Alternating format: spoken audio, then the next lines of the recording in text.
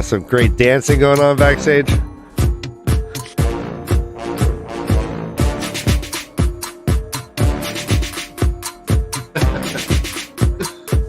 Looks good. Looks good. All right. And here we have everybody. Welcome, welcome, welcome.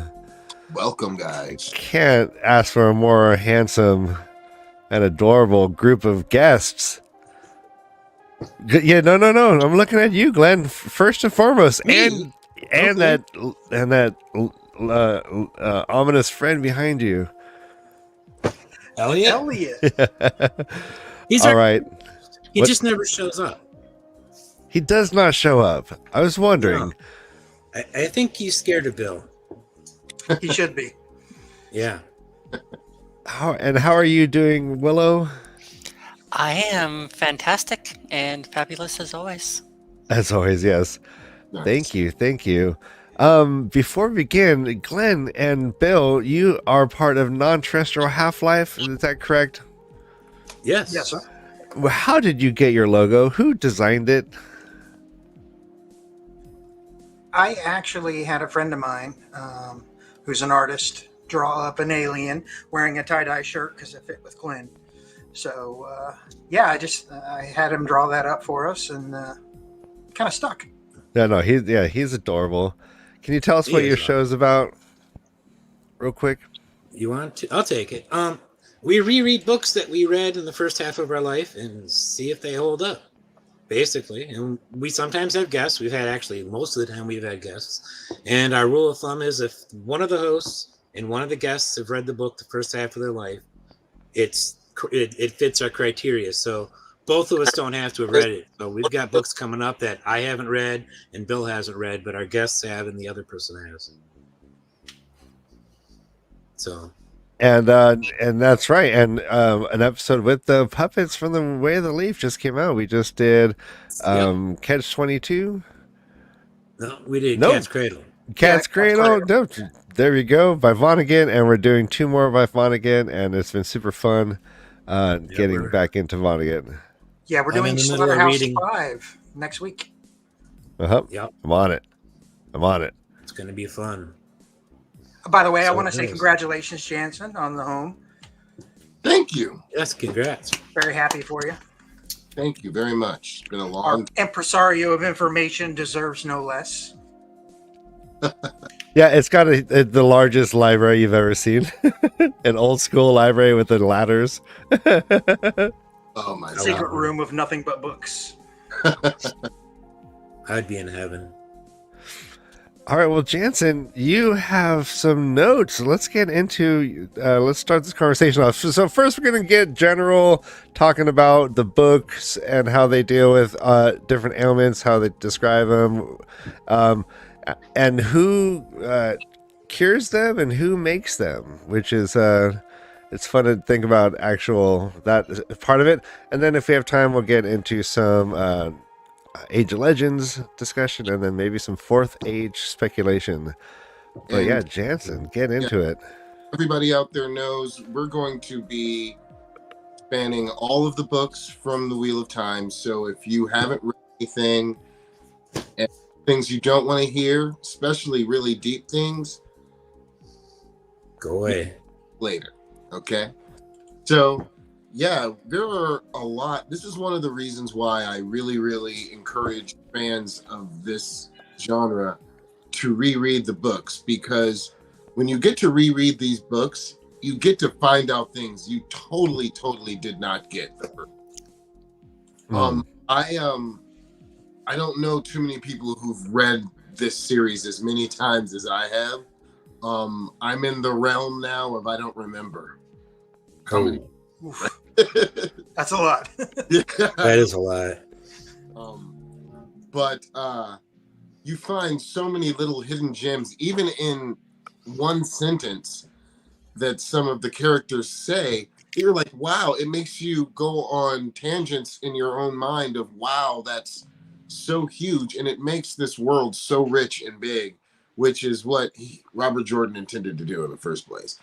But let's talk about ailments. You know, there are a lot of them in the books, from the very minor things like, people, and this is, by the way, straight from the books.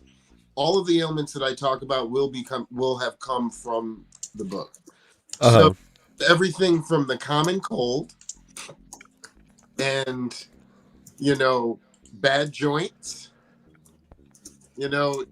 all the way to things like the longing and ailments that people that aren't even human have. We even have addiction from other non-human entities in the Wheel of Time. So there are a whole lot of ailments and things we can talk about in this book, in these books. And it's fun how you start off and it's just, as you're talking, it's dawning on me, like, we start off in the mindset of these Two Rivers folks, and we have wisdoms, who you just imagine are just kind of like medicine women, your common poultice bearing herb and ointment making healer.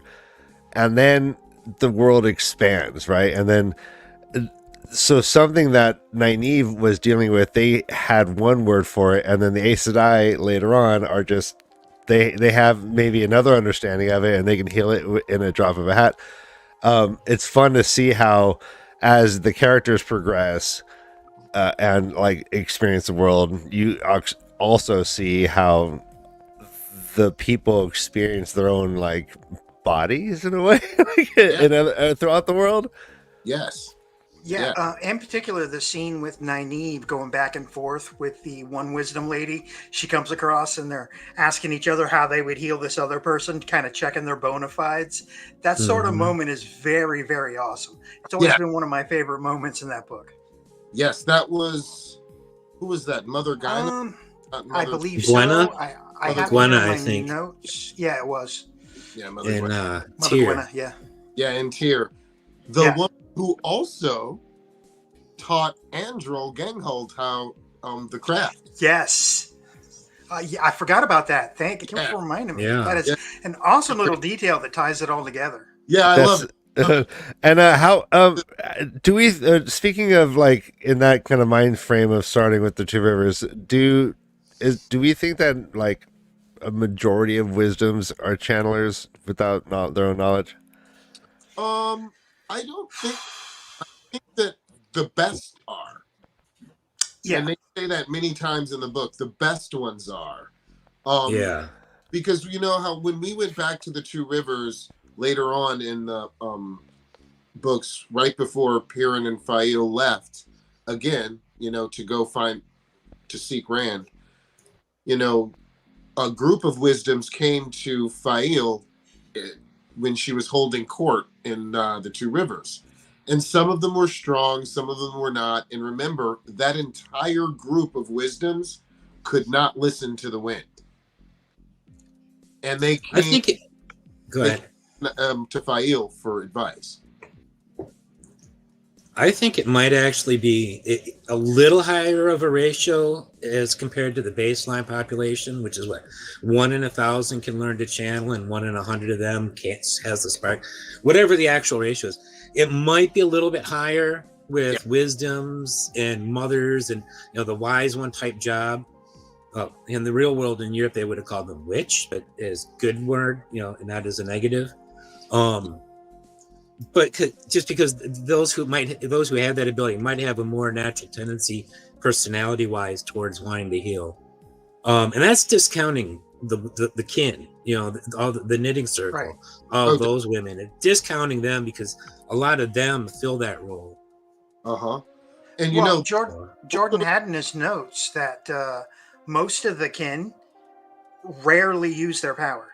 Instead, they would use herbs way more often. Yeah. Just to keep a low profile and everything. So, Jordan points that out in his notes. So I think when you're dealing with the kin, it's important to remember they ended up being more, wisdom than magic based. True. Yeah, very true. And I also, it came to a thought of mine that we were talking about the wisdoms. Well, specifically the wisdoms in the Two Rivers. I think that they might have had a higher ratio of wisdoms that, could channel. Yeah. And weirdly enough, I think that a lot of them were found by the wilder wisdoms because Nynaeve found Egwene and started teaching her before they ever left the Two Rivers, and the other in some of Nynaeve's POVs, she remembers they found wisdoms and some of their apprentices died because they were channelers and weren't being channeling sickness. Yeah, and that's weird... why I asked. Was it Nynaeve's the one prior to Nynaeve? Didn't she go to the tower and get turned back? Yeah, probably. In some versions. I would think that once that's channeler, fun. Okay. Yeah. I would think that once a village has a channeler with the wisdom and that somebody who can channel, it's probably more likely that from then on you're going to have a woman who can channel because she's going to naturally, and not knowing why, go towards any young women who can channel, who can learn to channel. She'll sense that but not understand it, and she'll take them on to be their apprentice, and the same will happen each generation, I think. And more actually how priests find their altar boys? Yeah, in the Eye of the World, the very first, I think, 2 paragraphs of the chapter, I don't remember the number, but it's called Listen to the Wind, where Nynaeve gets told about that exact thing that you were talking about by Moraine. And that's one of the proofs that she gives Nynaeve that she can channel. That's absolutely right. That's awesome. But back to ailments. So the first ailment I was going to talk about was the first real one that we really hear about in the books, and that's the one that Egwene had, and it's called Brokeback Fever or something like that. Breakbone Fever. Yeah. And Brokeback Fever is when you really like that one movie with Jake Gyllenhaal. Yeah, that's You really love that movie. Why can't I just quit you? It's a good movie. It was. I know. And that was an ailment that I believe in the books was not fatal. I believe in Nynaeve's POV, she says that the wisdom that she didn't know that all Egwene needed was rest and time. But when she came back, the wisdom wanted to know what Nynaeve had given the girl because she had been healed. And Nynaeve swore she never did anything, but that was the first time. And that's how she talked about having an affinity to people who she had healed before. Yeah, and Nynaeve suddenly fell ill a couple of days after. Exactly, yeah. Did you know that there's actually a real world breakbone fever? Dengue fever has been called that. It doesn't tend to be fatal. You usually recover pretty quickly, but one of the names dengue fever has is breakbone fever. Wow, I didn't know that. Yeah, it doesn't cause any symptoms like breakbone in the books, but it's dengue hemorrhagic fever, and which is caused by the same virus, can cause patients to go into shock, which can cause about 50% of those patients will die. But similar, not really similar in symptoms, but there is a real world breakbone. I found that when I was doing my research last night. I just thought it was interesting. Oh, that's cool. That's really cool. I was wondering if we could guess what we think bone fever is in a modern correlation. Like, what was he getting at? Is it just like mono? I don't know. I don't think you'd call mono a breakbone fever, though. That's No, right. It would be something that contracts the muscles. I'd have would to think go with something that contracts the neurological. muscles. I think something Maybe, neurological yeah. where you lose control and, you lock up to the point where, your own joints can flex the wrong way. Yeah. So Yeah. I'd have to go something neurological. Yeah. Nuts. No, Yeah. definitely not those. So before I go For into sure they're okay. mind, is there any other ailments anybody else wants to talk about that they found in the books? There was the Well, Go ahead, Bill. there's Oh no, I was gonna say that there's just some funny herb names that sort of. There's one called Andale that is supposed to give you energy and pep you up. Underlay. On delay, really? Andale, I swear. It looks like it could easily be pronounced Andale. It looks almost. My first time I saw it, I wanted to say Andale, but if you say it Andale, you pronounce the A that way. Yeah, and it's definitely named after the Spanish word for hurry up. I just found it funny. There's a lot of there's a lot of joke names. A lot of the there ones are a in couple Eye of the joke World name, have joke names. herbs. So. No, yeah, That's that's bad. You stopped doing the jokes as much. Is there an arriba in there? No, that would have been. I would think that might have been a little bit too far, too obvious. Let me see this one. So there's this is an interesting ailment, and this is something that was almost taboo now to talk about in our genre. You don't hear a lot of people talk about this, but I'm going to talk about it because it's an ailment that was written out of the series. And this ailment is when a man starts to channel, his skin and body starts rotting away. Yes. Oh, Like become Now, necrotic. I really truly believe, when I first started reading the series, and this was, in the very beginning, this added a huge weight to being a man who could channel. This was, and it, it's something that could have it would have been as dark as the Wheel of Time is. This would have made it so much darker. If Ashaban were just losing fingers. Just leprous type symptoms just from channeling. yeah. That is so horrific. Like that a would lot, be very far extended taint. yeah. A lot of people I've talked to and spoke with about this, they say that it was written out because it was giving each man like a time limit that you couldn't work with.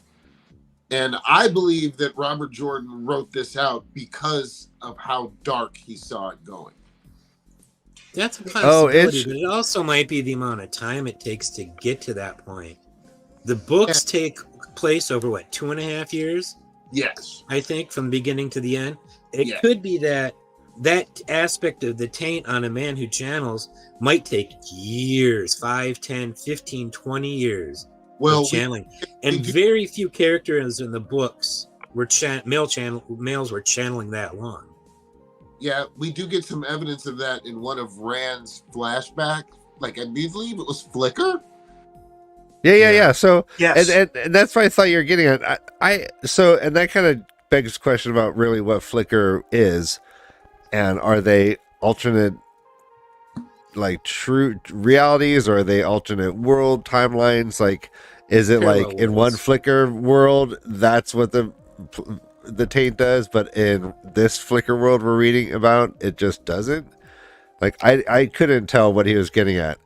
I did not get the impression that if Rand just lived long enough he was just going to turn into like a walking zombie. I thought that was like in other worlds that's happening. Yeah, the worst he got, I believe, in the Flicker was in the one where he fought.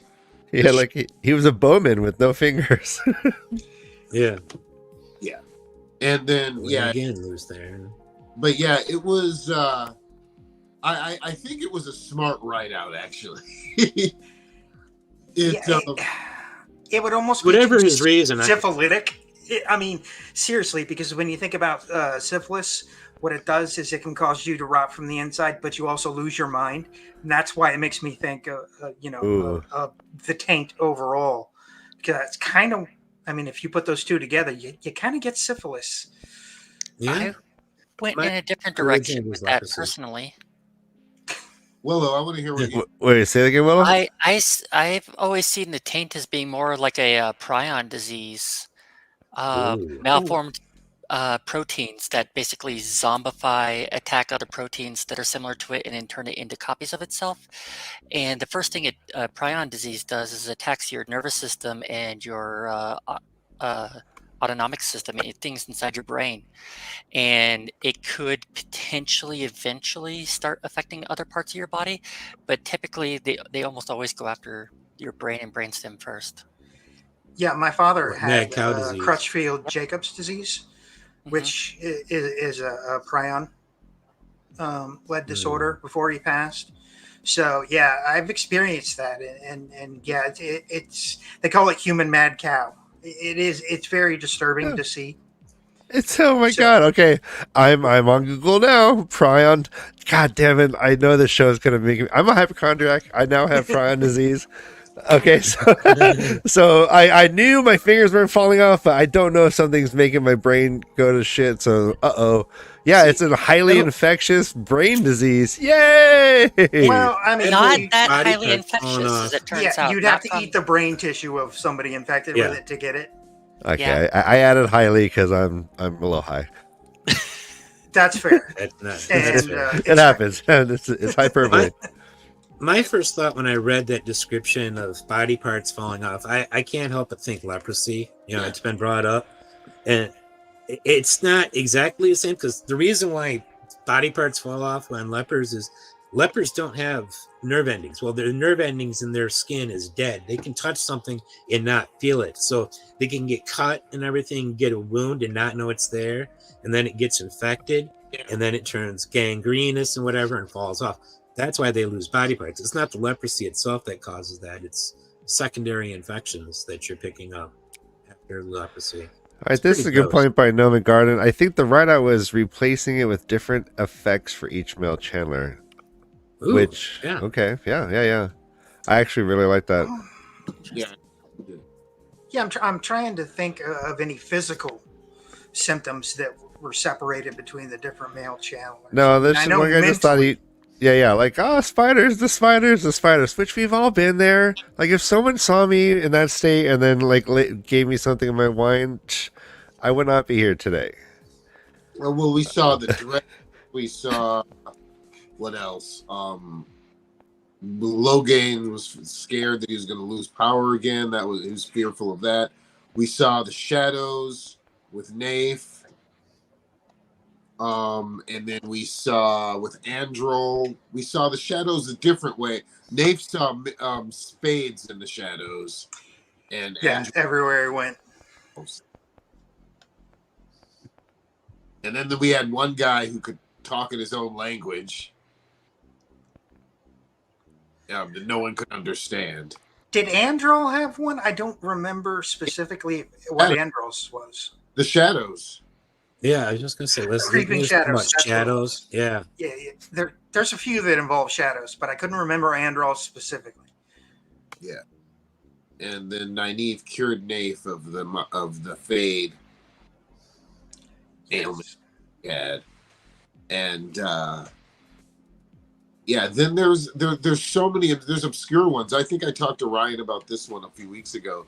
There's one called sand staring by the Aiel. Now this is, I believe, probably the most obscure ailment that I could find in the Wheel of Time. It's I've never heard of it. In one. Yeah, right.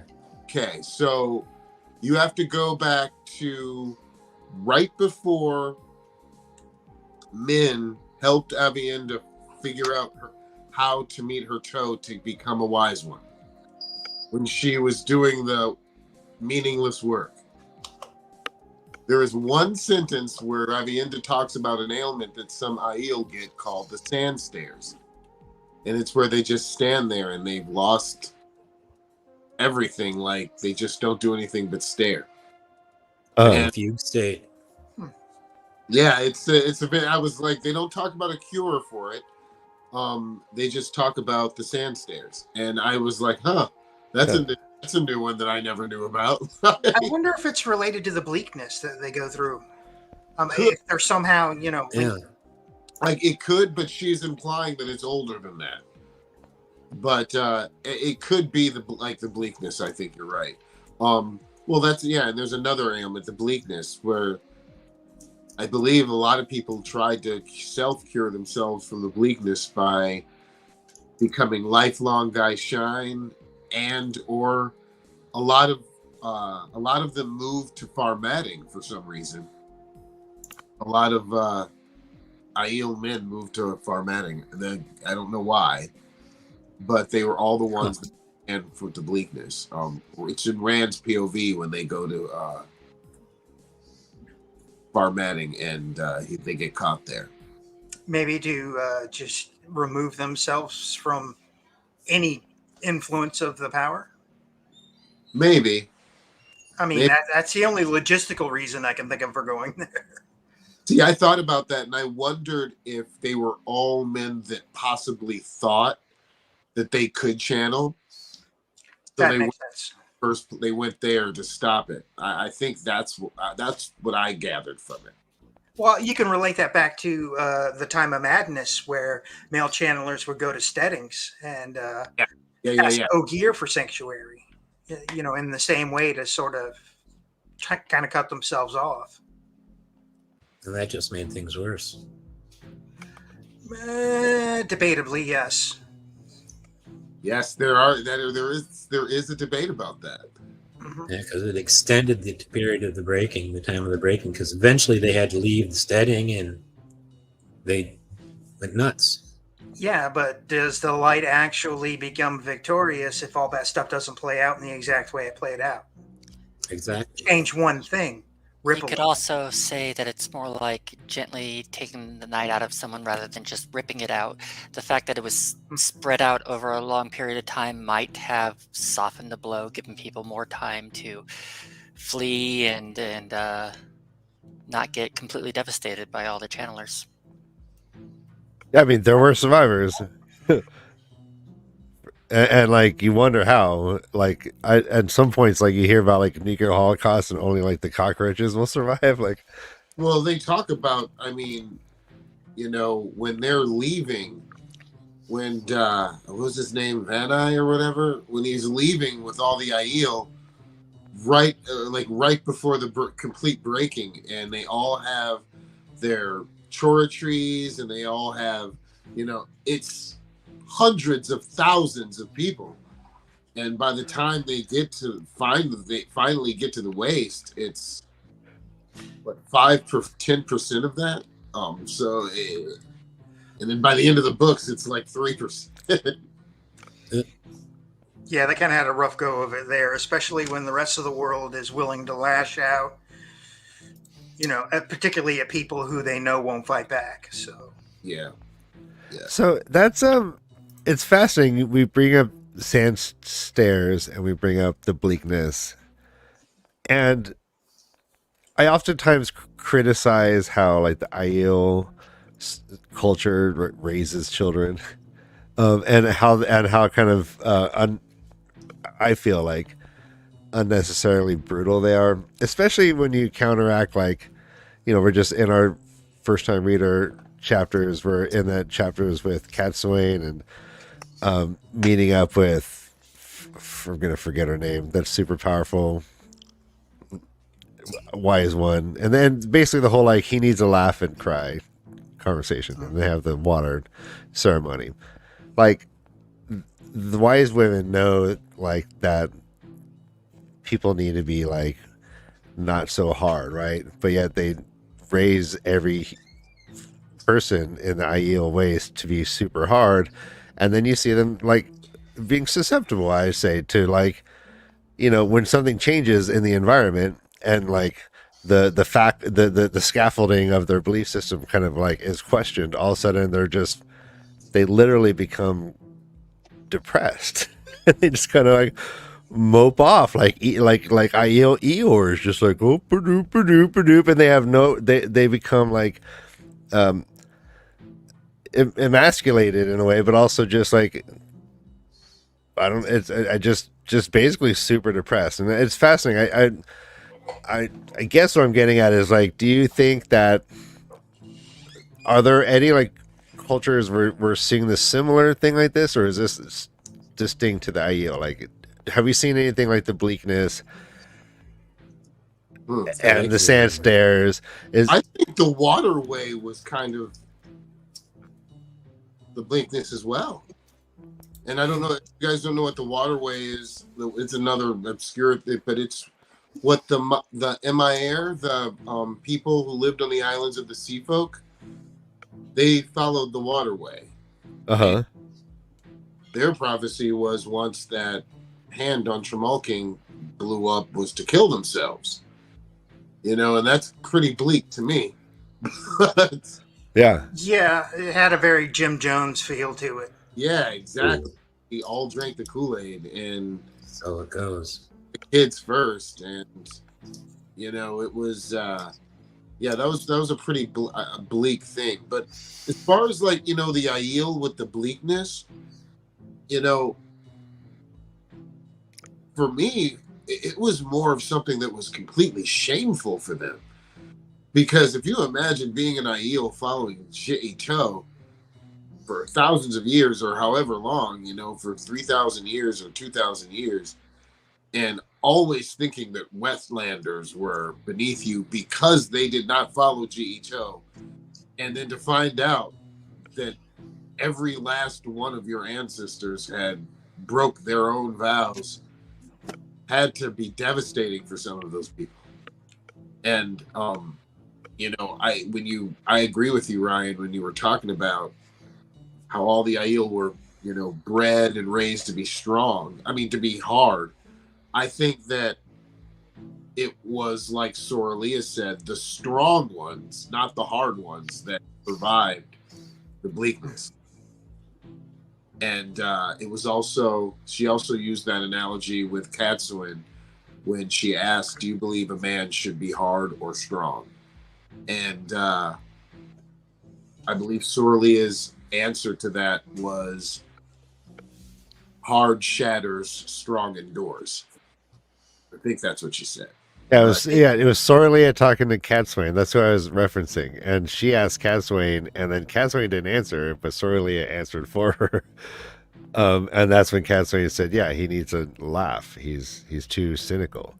Yeah, it's just interesting because we have a whole culture where we have like an entire, and I love how he did it because it's not something inherent in like the cult, like Aiel, like blood, like they're not genetically like born to be depressed, but I do believe that he made a point to like say how like rigid they are, and when things change they became like the opposite of themselves. Like they became less virile, they became like mopey and sad, and then it get to the one extent just basically catatonic, which is what sand staring sounds like to me. It just, which is one of the most extreme mental disturbances. Yeah, in the end, I think it's cognitive dissonance is what's going on.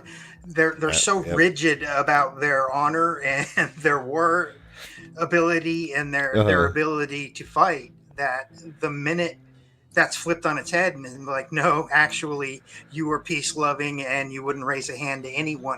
That cognitive dissonance, some people just could not bridge that divide and they fell into that chasm. And I think those are the ones who really, you know, sort of hit that, I'm going to sit down right here and just die.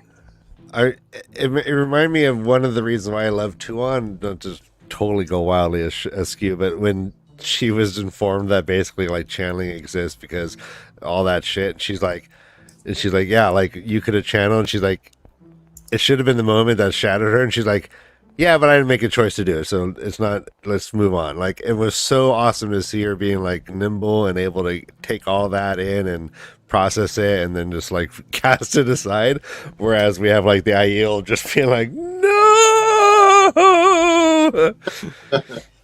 I think a flexibility in your beliefs is kind of a core concept for the Wheel of Time. Everybody who is too rigid and too stuck in one sort of mind space or belief, they tend to crack. And, you know, by the end, they're not faring very well mentally or physically. So I think that is a huge part of the Wheel of Time, is being flexible. Understanding there are different thoughts, ways of thought, and you know, you have to examine everything and not be so rigid. Now, one thing I mentioned in the description of this video is that we're going to talk about those who make the ailments and those who try to cure them. And to transition from the bleakness and the sand stairs, let's talk about like what the shadow does to people after, let's say, you know, a heavy compulsion, or let's say being distilled, right? Like Pat and Fane. Like these are mental things that are happening, correct? Like they get so kind of wiped clean in their brain that like they're alive but they're not alive. Like we see an Ogier who goes into the waste, comes out, and he's like physically like capable but mentally not there, kind of erased. Yeah. I just that like was all Wash these. and Chen. Just That's what I was just thinking of. Yeah. There's that one survivor of Machin Shin who managed to get out of the ways after an encounter, and it's like it just ate his soul but left his body intact. Yeah. yeah. They talk about looking in his eyes and seeing nothing in there. It's like, It was the one. Are you talking about the Ogier that happened to? Yes. Yeah. I think so. Yes. Yeah. Yeah, and then they were just like basically cleaning him and feeding him for the rest of his life. Yeah. I always found those descriptions stark and almost painful to read.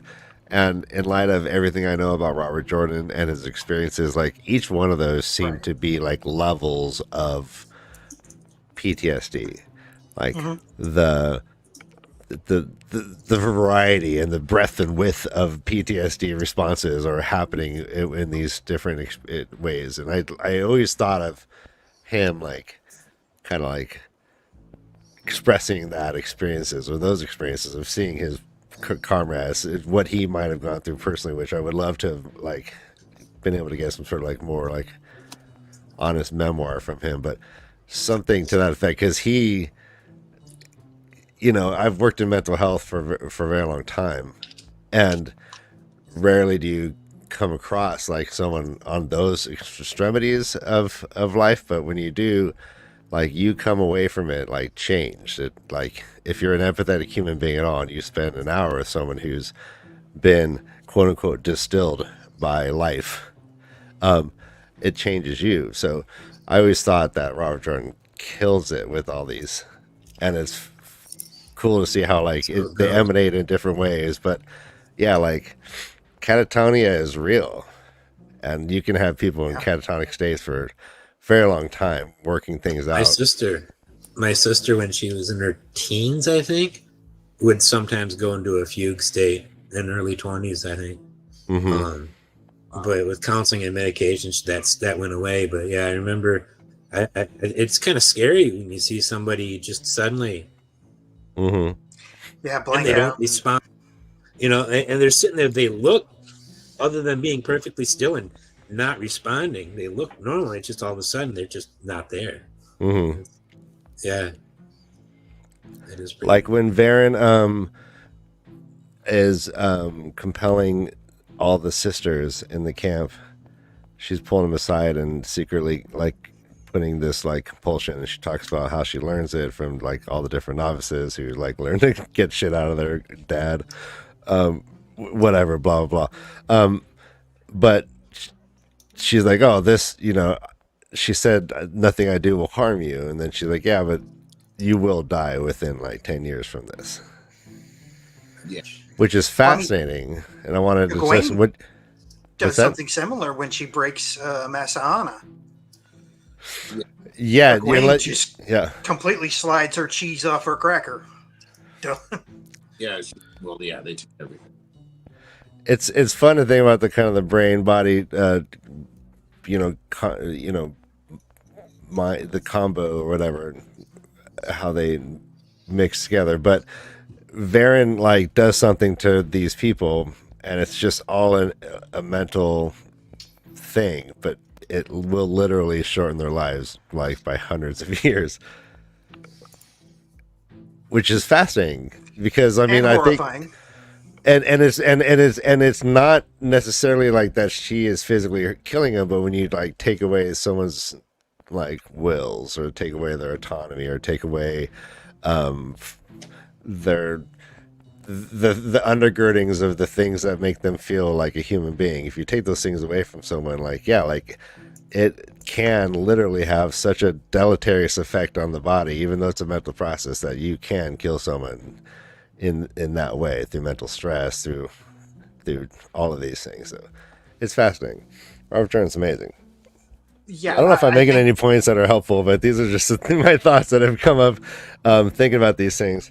No, you are. I talk to my therapist all the time about the brain-body connection, because I have a ritual I go through every night before I go to sleep. I imagine nothing. No, not that.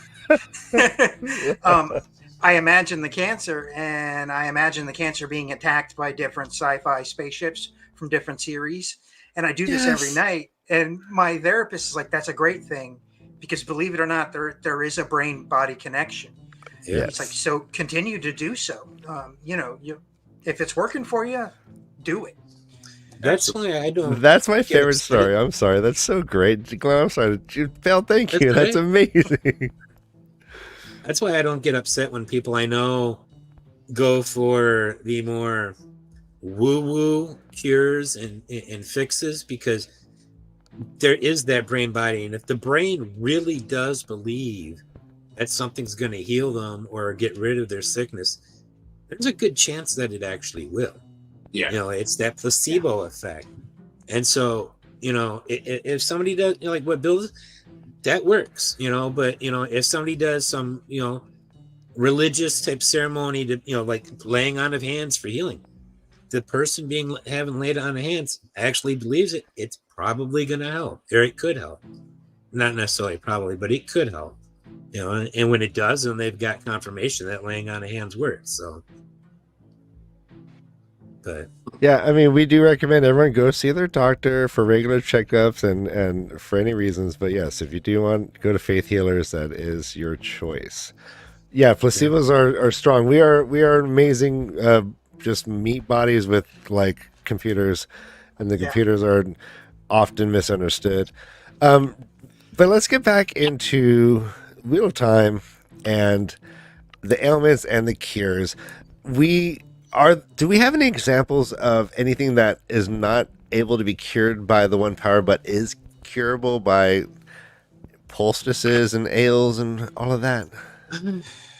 I'm not sure if the black fever was treatable. That happened around Arthur Hawking's time. It's what killed his parents, letting him take the throne, and it weakened all the surrounding nations. But it definitely couldn't be cured by the one power, that's for sure, looking at what I found in the notes. Yeah, I don't think there were. I'm trying to think of everything, and there was nothing like unhealed that I remember.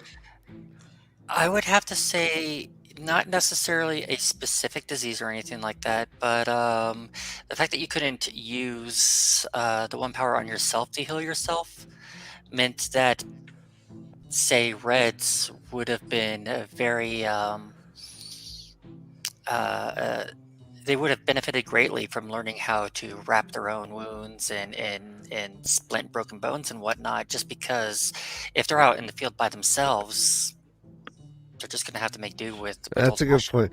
Yeah, like that whole idea that you can't heal yourself. Like, let's say you have an arrow in your body and you can't use the one power to push it out. You can't heal your own skin, but you can't just be like, I'm going to just shove this out of my... Well, I think the Like that. power to take it out, and I think you could use the one power to make air bandages on yourself. I just don't think you could heal yourself. Ooh, air bandages. Yes. That would work. Yeah. So that's part of why I think standard operating procedure from the towers should be Ice and I never go out by themselves. They go out in at least pairs. That way they can heal each other. They should also be trained in. I mean, if we're going to talk about what the I should do, this is going to be a long show. Yeah, that's true. Yeah, like say that they all should have physical training. Yeah, they should be recruiting. They should be training for battle in the borderlands. I mean, we got a list. Training with weapons.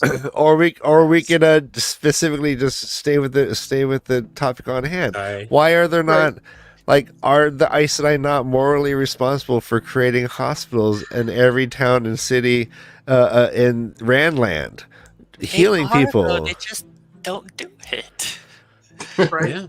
Wait, They they are are morally making. Yeah, responsible okay, yes, for that. you agree that. So, if you knew that you could cure cancer in all children, and you're not actively going out there, you're just like, well, if I happen to see a kid in front of me, I'm just gonna cure that kid and move on. I got bigger, more important things to do.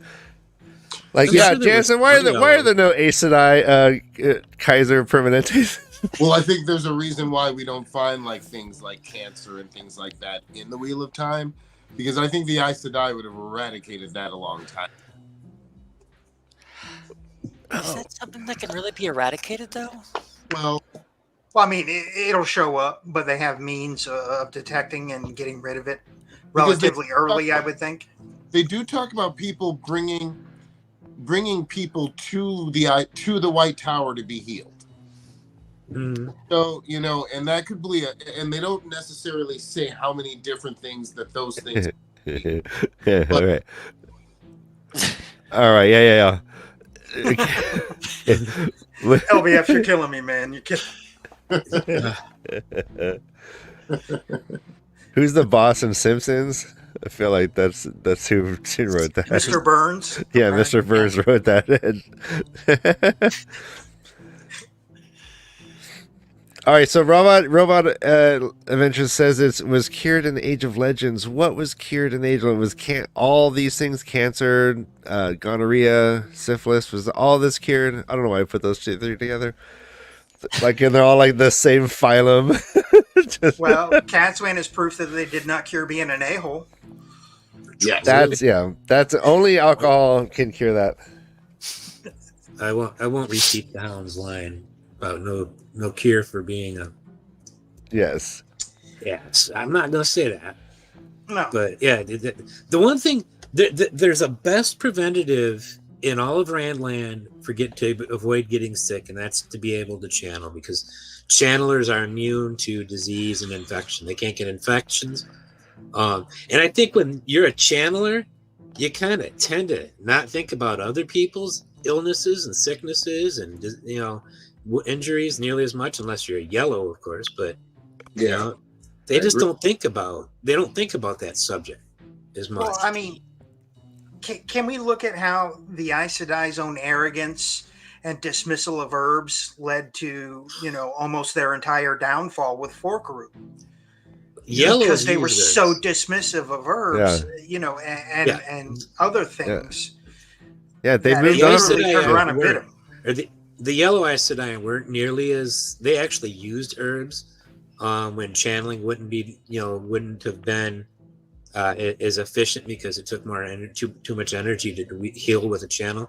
It was the other Ajas that were frowning on and dismissive of herbs, but the yellows had no problem with it. I found that in the research. So, yeah, what the hell? Really, what were the yellows doing in the series? they might have had hospitals. What were they doing? If you just really hoped one was around when you got fucked up. If not, someone else could probably heal you just fine enough. What were they doing? You're right. The majority of the yellows that we saw in the books, they dealt more in administration than they did with anything else. It's just managed healthcare systems. I'm telling you. I think Just Rand was on bureaucracy. his way to making hospitals because he had started with a college, and I mean, some part of that college is going to have to be medical. So I think he got a good start on that sort of thing. Well, we know Elaine really did it with the Ken. Yeah. She really made I mean, that is going to be a huge part of the Fourth Age. All right, let's get into that then, because I feel that we're getting into that. That makes sense. Fourth Age. We did have hospitals at the end of the book. In the last book, during the last battle, they had hospitals specifically for people wounded in the battle, and it was a bunch of yellows and like wisdoms and mothers and stuff like that. On the island of Maine, that they turned the palace into that gigantic hospital. I wasn't Nice. sure where. That's why I didn't say my Well, but that's my Yeah, I thought. mean, that came off as a wartime necessity. We're talking about publicly accessible hospital. Right. That's a we very just- different thing than yeah. the battle They're not triage. mentioned. They're not mentioned, but I can't imagine that there weren't at least a couple that the Yellows established, maybe in larger cities like Kyrian and Camlin and maybe Ilion and stuff like that. I think Definitely not here. we're going into the Fourth Age, and Elaine made that deal with the kin. Then I believe that all the major cities in what's it called, the Pack of the Griffin, Yes. Fucking yes. about that, and that would be, Alejandro's kingdom. In Gildon, that would be Barrelane. Dylan Piran's kingdom. In Saldea, the Two Rivers district that would be ran by the Althors. That would be Maine and Andor and Carrion.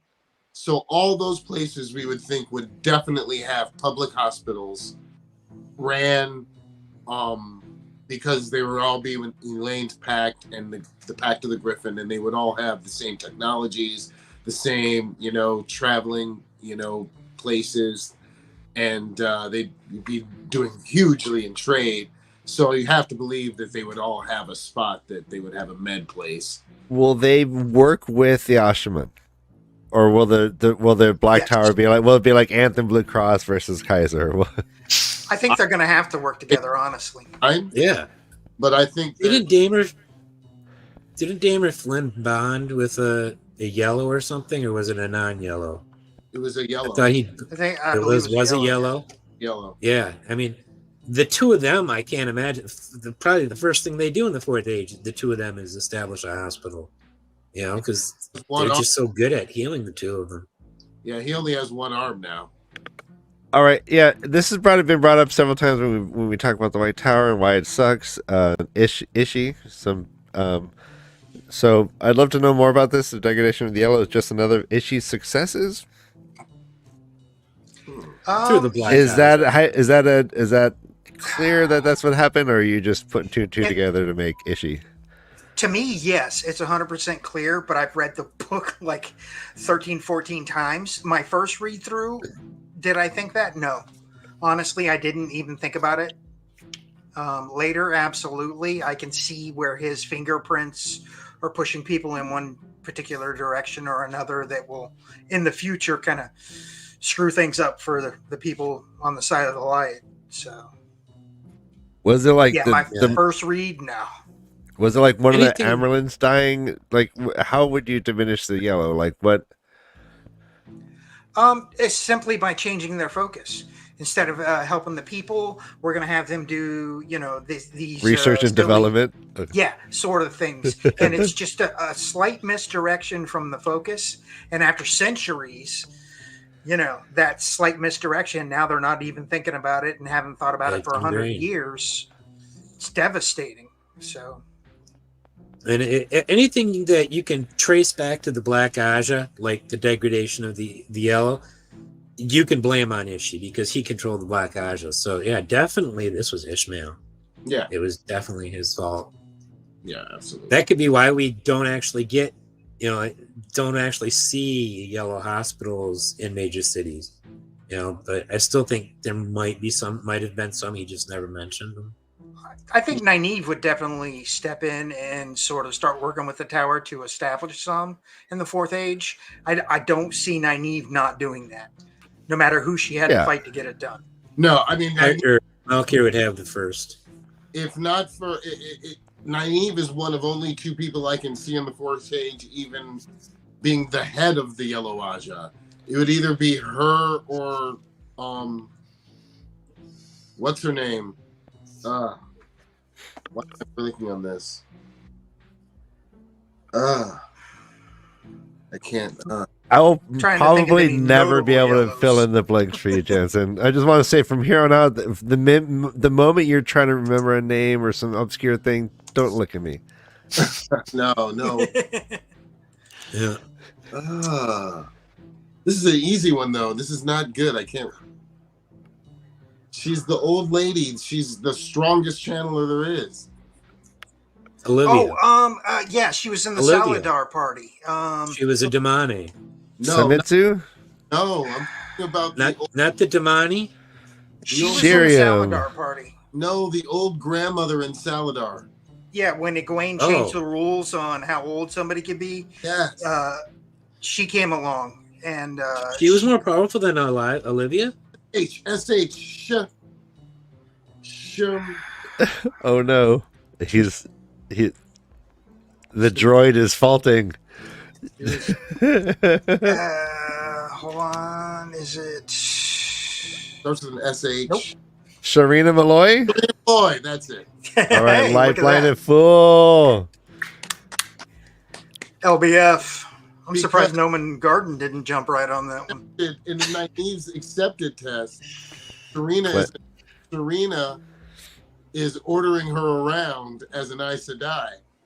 So that means that the only way that could be, well, obviously she's more powerful, but I would think that she's also taking up shop in Malkir for some reason in one of Nynaeve's tests. So they have a history, at least later on in life, I think.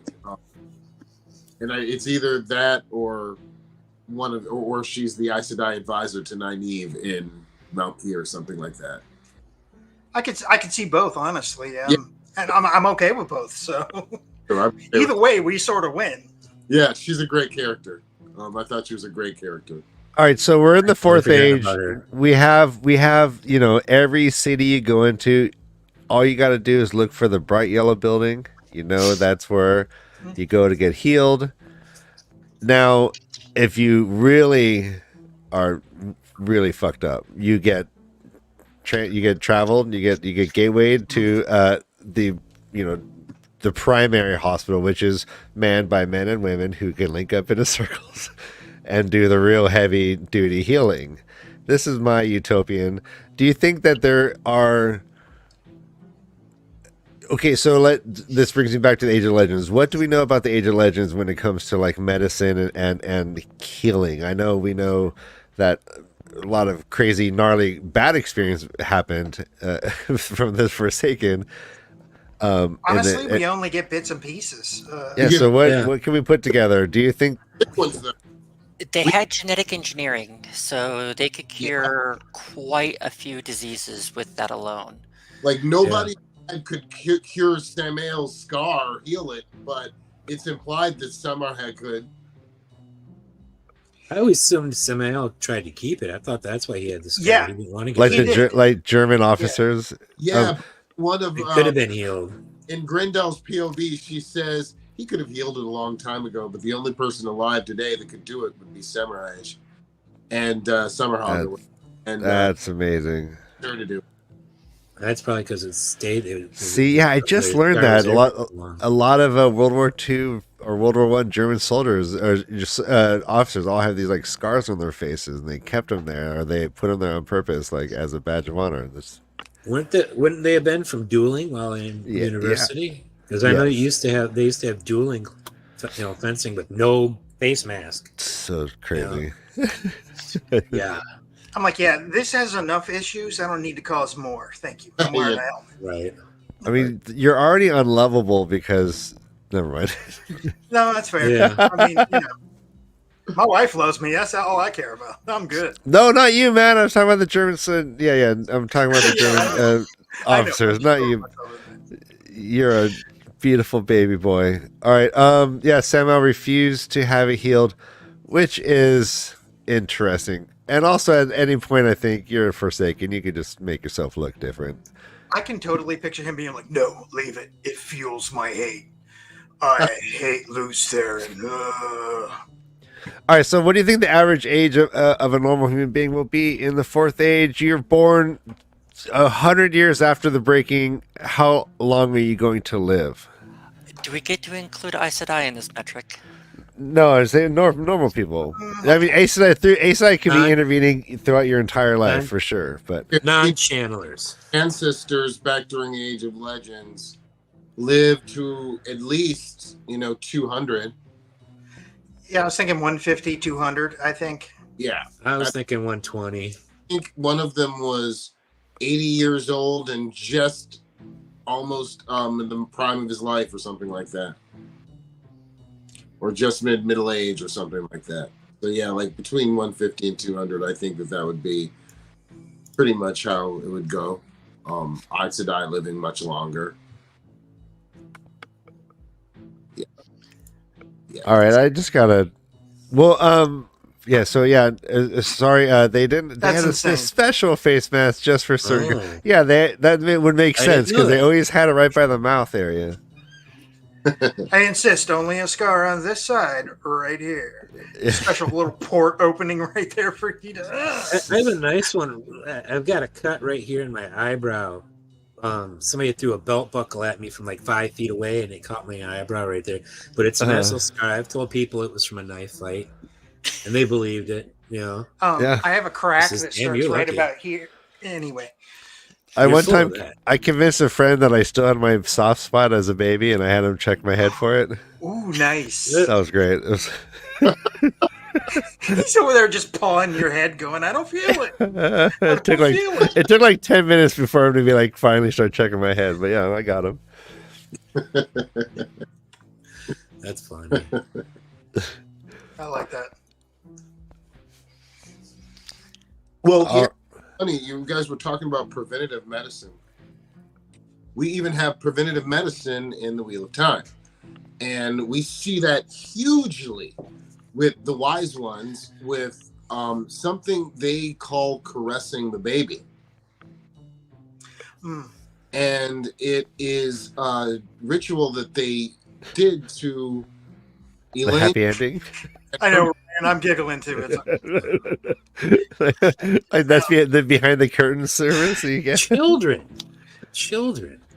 So, that was, and what caressing the babies did was it made sure that they would have a healthy birth, no problems, and the mom wouldn't go through certain things that ordinary people who hadn't had this procedure done.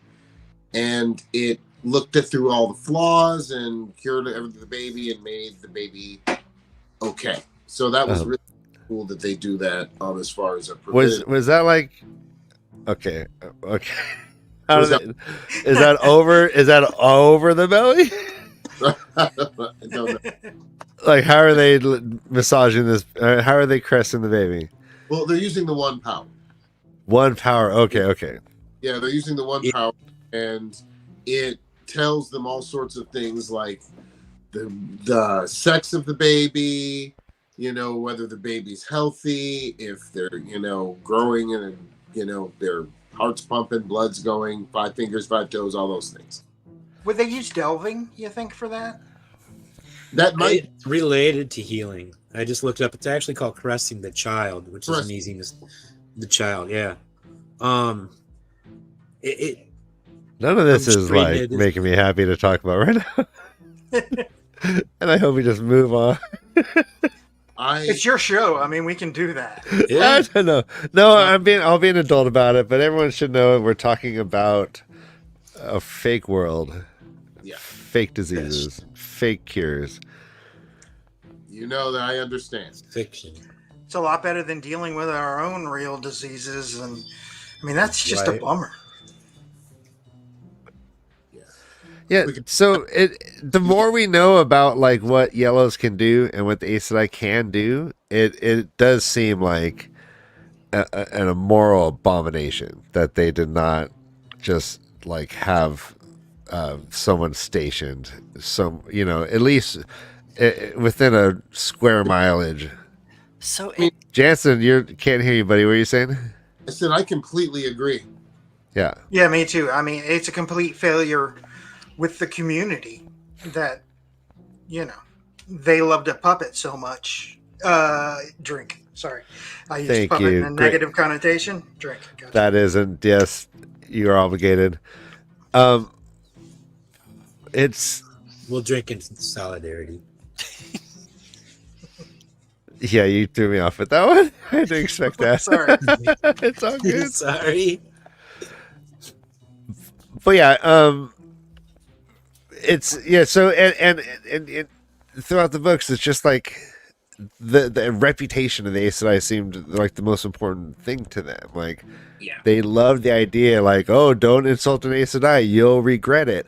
And I Even- always hear that. I'm like, what the fuck does that mean? They can't use one power against me. Why can't I just be like, oh, fucking Aes Sedai suck? If an Aes Sedai heard me say it in a bar, what are they gonna fucking do to me? Why would I be physically harmed by an Aes Sedai by insulting them?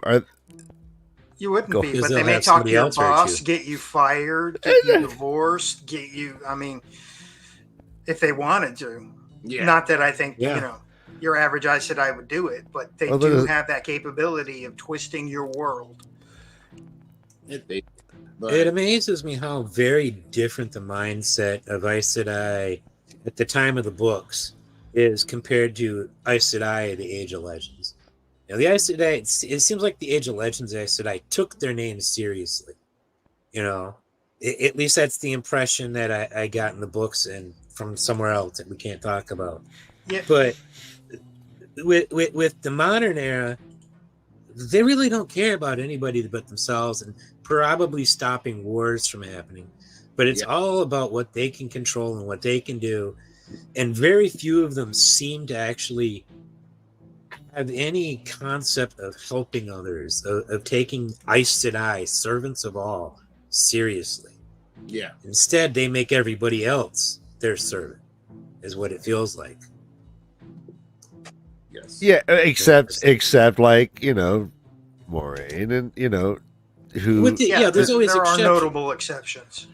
There's always exceptions to a rule, and that but it's a large part of why we don't see the active use of doing stuff for the people. The commoners, like healing all the time.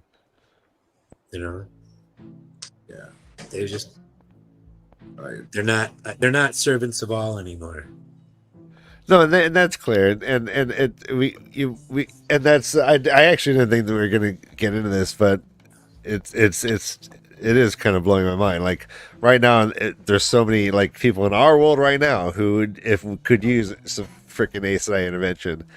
If I knew that they were available and they're just sitting around like doing whatever, it's shocking. Or maybe that is just the truth of it. Like every problem could be healed by people in power if they all just chose to do it, and they don't. So we all just suffer. And everything might change in the Fourth Age. Everything's probably changed in the Fourth Age. I figure the Aes Sedai are going to start taking their names seriously again. I mean, the Ashaman took their names seriously eventually. Wow. So the two groups working together could do a lot of good for the world. About some of the future shows that we have planned. Oh yeah, go for it. So we're planning to do a series very soon called What's Next, WOT. Uh-huh. And series, basically, we're not going to be writing a story. We're not going to be telling a new story or anything. All we're going to be doing is talking about facts.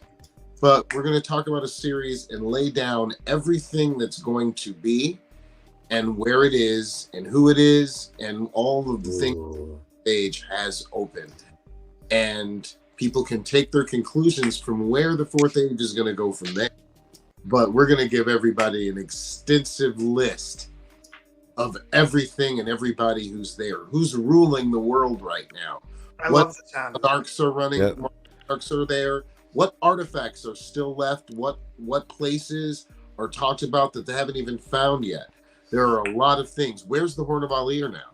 Where there's so many things to talk about how the world was left and what could possibly happen to it. So we're going to start a series, and I believe the first one we were talking about, well, we don't know, but one of them will be the nation's monarchs, who's in charge, who's running things, and what's their That'll be fun. what is their temperament? What are their belief systems? There's so many and there's so many obscure smaller leaders like Galad Damodred and people like him who are still there that we can talk about, and what effect is it going to have on the world with him being the husband of Berelain and Maine. I love the fact that I can still He'll be pretty happy. Well, He'll be happy. Yeah. I would be too. I mean, Well, I love let's face that. it, Barrelane's awesome. I love the thinking that every time Galad and Barrelane and their kids went to an event where Perrin and Fail were, Fail would still say, "I hate that bitch." Oh, she would. Probably. And like everybody, I mean, every time they walked in, I mean, of course they'd have the most gorgeous kids in the world. And every time they walked into like home, Elaine was just put her eyes up and just roll her eyes. Yeah. Glide and Barrelane's kind of like Brangelina. Oh my god! It just I like Fael, but I like Barrelane at the same time. So it gets weird when she hates on Barrelane so much. Well, it makes sense from a human perspective. I mean, you're like, I get it. Yeah. Yeah, totally. Yeah, no, I like Galad too. It's funny. I like it. I like Galad. And I like the fact too, also, that Perrin and Galad like each other. That's even better. I mean, you want to talk about a power couple? Oh, that's even better. There's something I'm wondering if it'll end up in the Fourth Age that's kind of healing in a way that they had in the Age of Legends. Chora trees were all over the place in the Age of Legends, and with that aura of peace and well-being, that's really good for the mental health. And better your mental health is, the better your immune system is. So it really was a cure, sort of, or a preventative for a lot of ailments, I think. Definitely have less shootings. That's for sure. Yeah. I just wonder if they'll have more chora trees in Fourth Age, if they'll put cuttings everywhere. Well, in one of Rand's POVs, when he like goes that, Glenn. the entire is covered in them. Yeah. Yes. So that's pretty cool. And we got to think about all the nations that can build. Oh my God, there's so much to talk about. What could possibly? Yeah, I love the sound of that. I mean, that sounds like so That's much a good fun. idea. I'm looking forward to it. I mean, I kind of want to look at the entire series that's already been written, everything, all as one seed planted in the ground. And what could possibly grow? Everything. Could be insane. I know. I've even thought of, and this is very possible that somebody finds an artifact kind of not unlike the hand on Tremalking and the statue in Carrying with the Shodan Kal, that one person finds a crystal statue of a man holding something, and someone finds a crystal statue of a woman holding something. Those are artifacts that are in the world, Like, Yeah. Well, I mean, then you can get into, where does the downfall begin? How does it begin? How's it going to be different? Like, who's running the world? There's a lot. There's a lot. From the ill being the police to there's so many things. The world will be run very differently than what we've read. Very different. With all the technologies, with the way war is changed, to the fact that guns are going to be there very quickly. They got steam power now. Yep, they've got trains. The sea folk are going to be ferrying ships like Mark Twain up and down the Arenal. Now I'm going to picture them in a riverboat with the wheel. Totally. Because also remember, they have a mile plot of land on every major city now too. Yeah. So it's They have access. 5 in Andor. Wait, 5 what? Yeah, there's a lot. Yeah. A lot of Yeah, new... I see Elaine being able to handle them pretty effectively, though. Oh yeah, definitely. Oh, absolutely. But I still see her being wary of the sea folk. As anybody should. You'd be nuts not to. Yeah. I mean, Like, it'd be fun to think about, like, what would the Two Rivers be like if there were no wisdoms and you just had an Aes Sedai outpost, like a little, like a little many 10 or something. Yeah, just some like any place, anything can be healed by the local Aes Sedai and not your wisdom. That how would that change the Trouvers? It'll be an Aes Sedai outpost. I believe it'll be a kin outpost. Okay. I've always thought the Aiel would have an outpost in the Two Rivers as well. Maybe a training ground. Ooh. Yeah. I could Honestly. I could see Gaul and Bane and Chiad settling there. That's where I would figure they would end up. Yeah. Or who I would figure would end up there. But Gaul is supposed to also go through the arches too. Or go through the doorway, the crystal. The crystal Columns. Yeah. The Wayback Machine. Yeah. Same thing. Mr. Peabody. I didn't coin that. I didn't coin that for the device, the Terran Grill. That's been used for that Terran Grill for decades now. No, So but that's literally, it's the Wayback Machine. But I mean, we got a little more time. I want to explore this. We're in the Two Rivers, Fourth Age. You have magical healers at your disposal. How does that change? Because the Two Rivers, we know there's a balance between the women's circle and the village council, and that seemed to be like an equanimous relationship between the sexes in a way.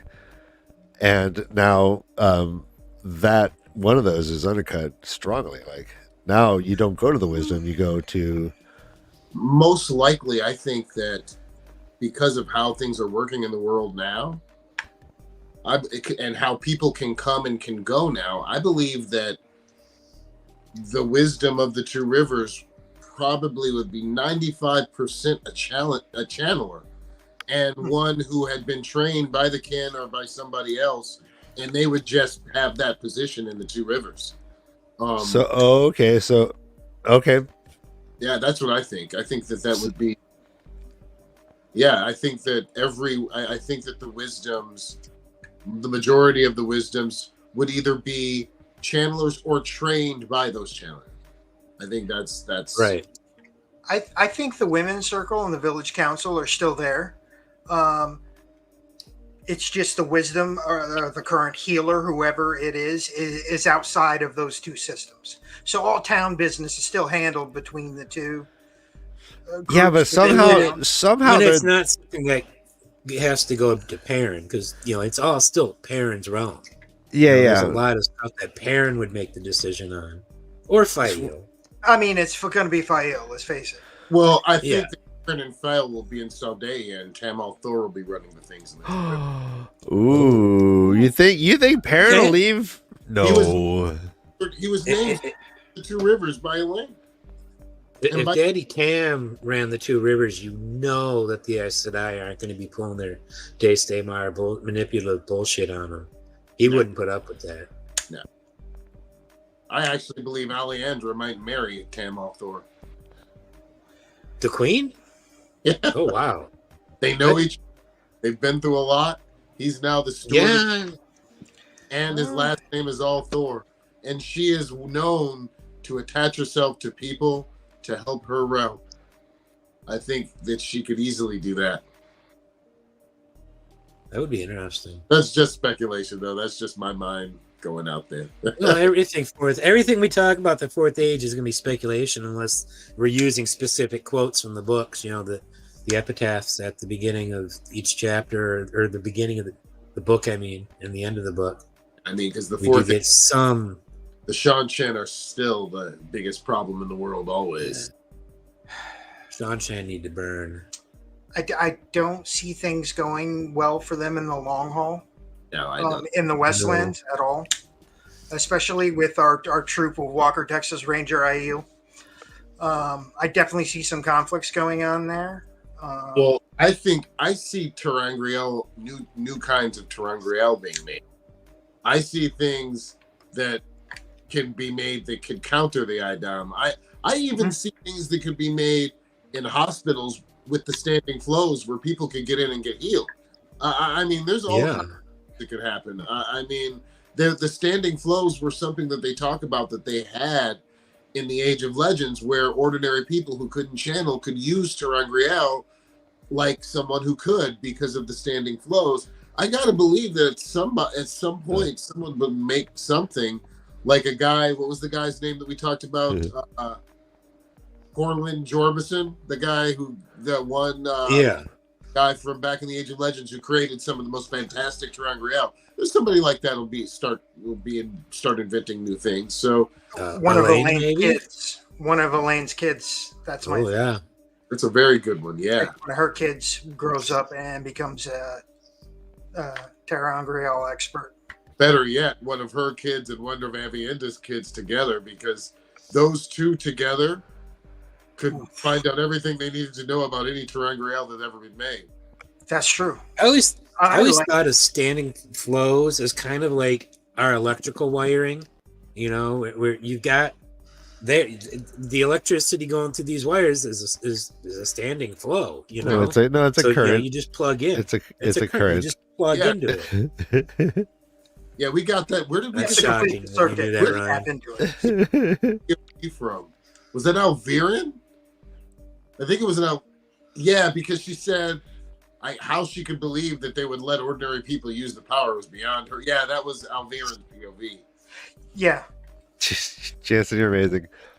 I do love the idea of just standing flows, like you, George Jetson would like walk into his shower. He'd like get conveyor belted into the shower, and they would clean him all up, and then he'd conveyor belt in to get dressed. Like that should be a hospital, but those are standing flow stations where you just conveyor belt around.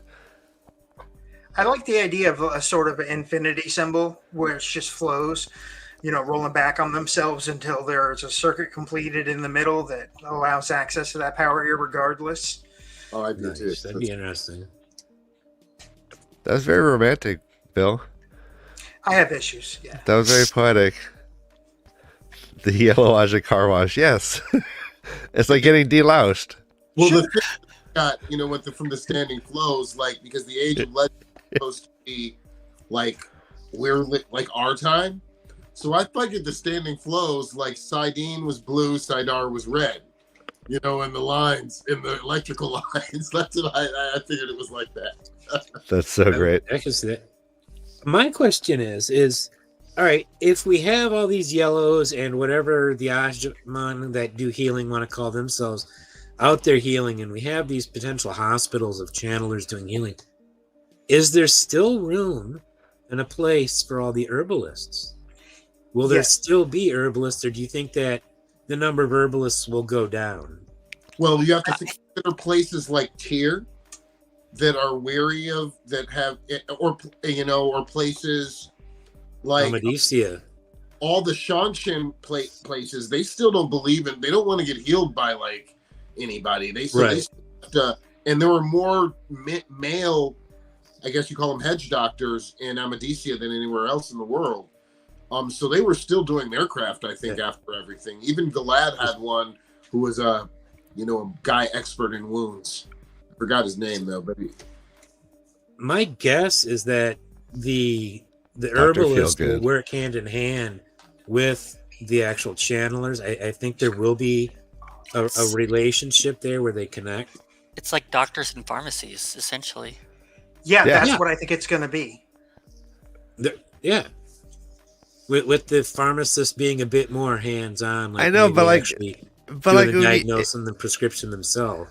But when you heal something, it's just freaking healed, though. I mean, it's not like, oh, I gave you surgery, go now and bandage this over. You're right. It's just you're healed. Like it's two, buckle your shoe. You're done. When you've got a minor cold, though, like if you've got just a minor cold, you're not going to go to the local Aes Sedai and be like, "Hey, heal me! I've got the sniffles." No, you're just going to go over to the pharmacy and pick up a tea. Yeah, I mean, there are some things to treat the symptom. Acetaminophen, and you know. Mm-hmm. See, I like the idea of just going to like every year the standing flow for that flu is different, so you have to go stand in it. That's not a bad idea, actually. They update it. I picture them like what's his name on Quantum Leap, standing there with the light shining, coming on him in the clouds, and he's standing there. That would be somebody sick standing in the standing flow. Yeah. Yeah. with the light all over them and everything. And Dr. Quantum Leap. Sam Beckett stepped into the quantum accelerator. Sam Beckett. Thank you. I could not remember the Jansen's name. back. Yes. Welcome back. Welcome. All right. Just in time to say goodbye. Correct? We have a heart out, and we are sticking to it. Ladies, gentlemen, and humans on all the spectrums, thank you for joining us for another edition of Tavern Talk. Before we leave, let's say goodbye to Willow, Bill, and Glenn. Before we leave further, do you have anything to promote? What do you have coming out? Bill's got stuff coming next week, Bill. Yes, actually, tonight I'll be recording. We'll be doing our the adaptation of The Shining with me and Max. Oh, wow. The Kubrick film. Yes. And then next week you're doing the miniseries, right? Yes, we're going to do the miniseries, which is painful. But yes. Oh, thanks for lurking, Hey, Iris Iris. Bear. We missed you. Hey, Iris.